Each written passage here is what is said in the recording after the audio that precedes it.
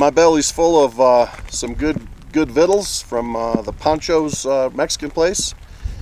I'm out on 191 headed south, and this south is going to take me to Utah eventually. And I'm in a place right now called Flaming Gorge. This is Flaming Gorge Scenic Byway. It's very beautiful. And this right here is a view you don't get on I-80. Now, I passed I-80 a little bit ago, maybe 10 miles back. And that's how most of America travels in America. It's on the interstate. And man, if you got a little bit of extra time, it's so worth your while to go on roads like 191.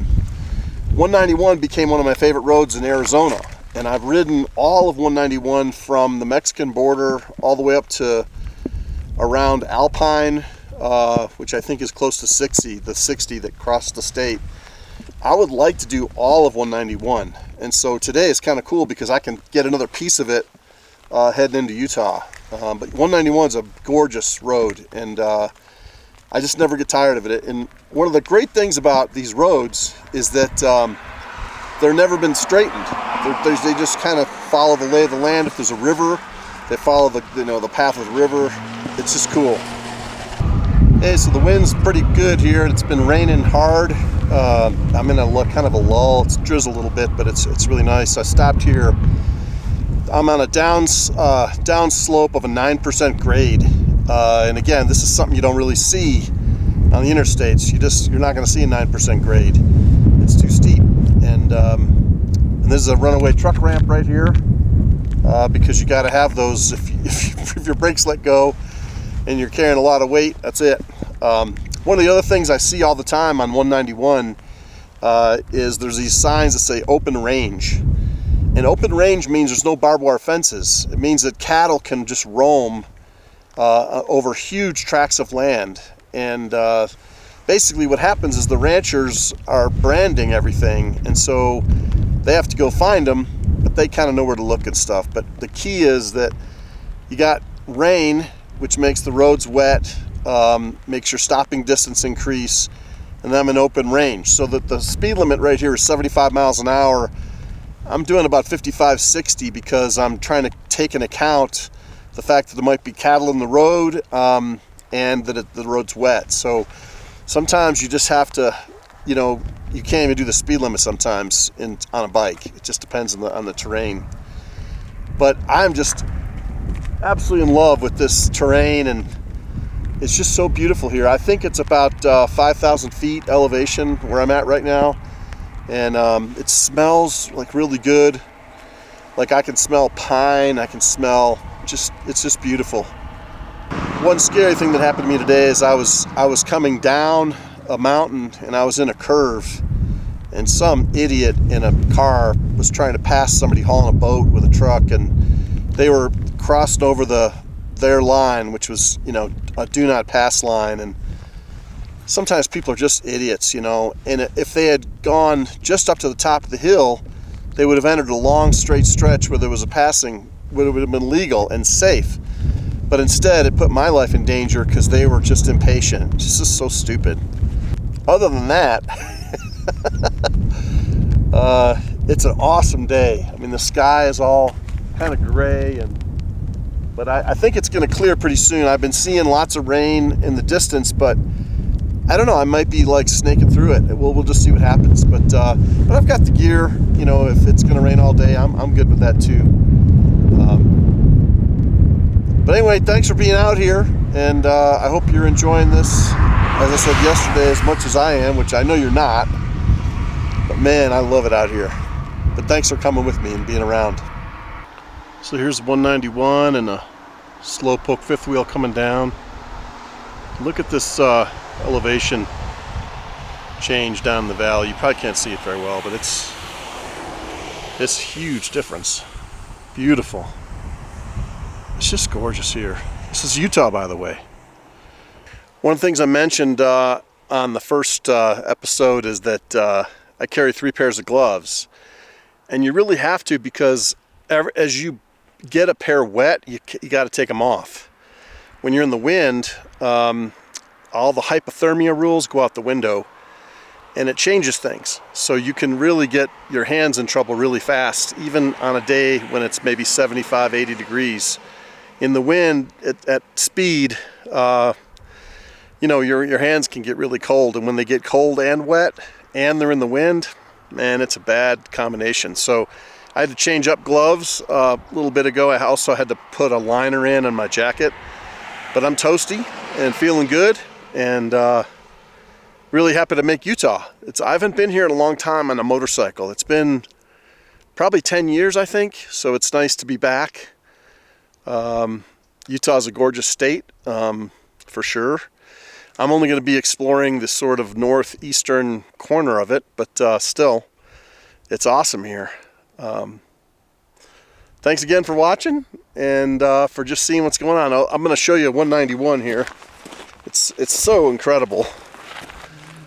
Like, so here's the big, you know, pass coming down. There's another truck coming, and then here's going way down. So this is like a 8-9% grade series of passes that you have to go down, and it's really beautiful.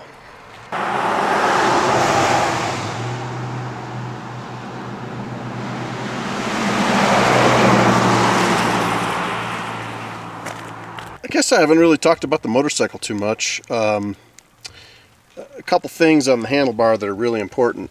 Right down here is the heated grip thing, which is awesome. Mine are on right now because of the rain and the cool weather.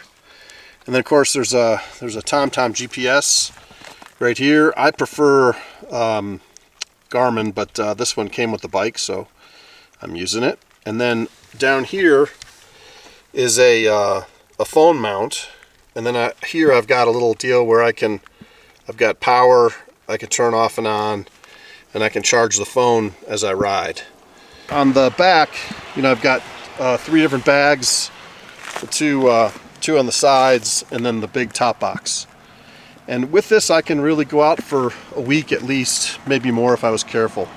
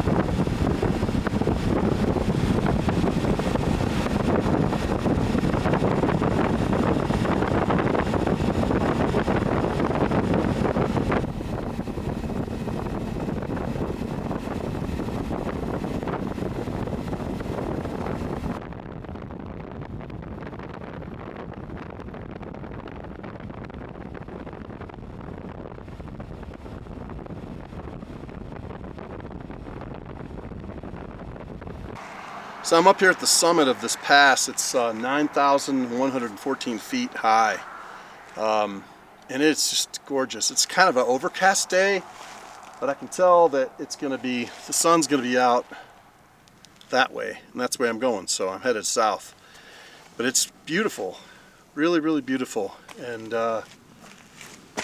you know, once again, sometimes I just get a little speechless. It's just so gorgeous out here. You know, lenses don't do justice to what I'm seeing. So let's take you a little closer here. And I'll just show you what's over the edge of this. It's just killer. Unbelievable. I mean, look at that. Man.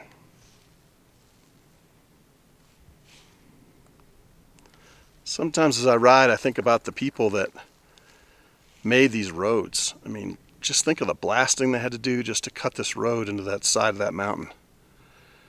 Pretty amazing feat, really.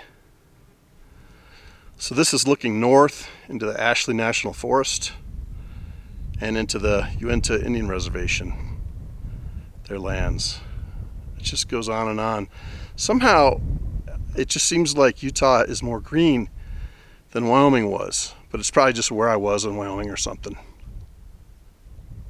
Breathtaking. Big sky country. You gotta love the humor of the people in the West. They call this a hill. This is a mountain. 9,000 feet is not a hill. Anyway, there's a little bike, and it's kind of momentous because I'm in day 3 of my little run here out west, and I just crossed over 1,000 miles. I've ridden 1,004 miles since I left Colorado Springs. So I'm feeling good, man. It's so nice because in between the rain and the sun, it's cool. It's probably, maybe 65 degrees up here. So it's really quite nice. Easy times. So off we go, heading south on 191. I had dinner tonight. My spidey sense was tingling as I rode through this little town. And I stopped at this place called the Cowboy's Kitchen. It's been there over 50 years. And they specialize in steak. And it's fine dining, but it's cowboy fine dining. And it was absolutely perfect. Everything, the bread, the soup, the salad, the steak, the potato, it was all perfect. So thank you so much for an awesome dinner to the Cowboy's Kitchen. See you tomorrow.